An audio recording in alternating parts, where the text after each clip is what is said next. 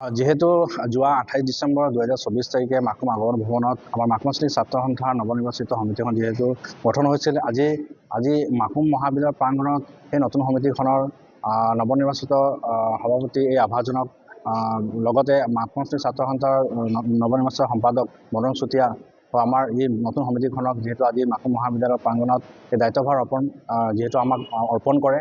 আৰু এই দায়িত্বভাৰ অৰ্পণ কাৰ্যসূচীত আমাৰ মাকুমশ্ৰী ছাত্ৰ সন্থাৰ উপদেষ্টা আমাৰ জিতেন্দ্ৰ চুতীয়া ডাঙৰীয়া, ৰন্তু বৰচকীয়া ডাঙৰীয়া, ধন্য মৰাণ ডাঙৰীয়া আৰু জিলা ছাত্ৰ সন্থাৰ ভাৰপ্ৰাপ্ত সাধাৰণ সম্পাদক সুৰজ ডাঙৰীয়া যিহেতু ইতিমধ্যে আমাৰ এই দায়িত্বভাৰ অৰ্পণ কাৰ্যসূচীত উপস্থিত আছিল। তেখেতসকলে আমাৰ এই দায়িত্বভাৰ যি দায়িত্বভাৰ অৰ্পণ আমাক আগবঢ়ায়। আৰু আপোনালোকৰ যদি ক'ব বিচাৰোঁ যে যিহেতু এই আভাজনৰ সভাপতি হিচাপে আৰু সাধাৰণ সম্পাদক মদন চুতীয়াই যিহেতু আমাক দায়িত্ব অৰ্পণ কৰে, আৰু এই দায়িত্ব আজিৰ পৰা আমি মাকুমশ্ৰী ছাত্ৰ সন্থাৰ জৰিয়তে মাকুমৰ ৰাইজৰ স্বাৰ্থত আমি কাম কাজ কৰি যাম।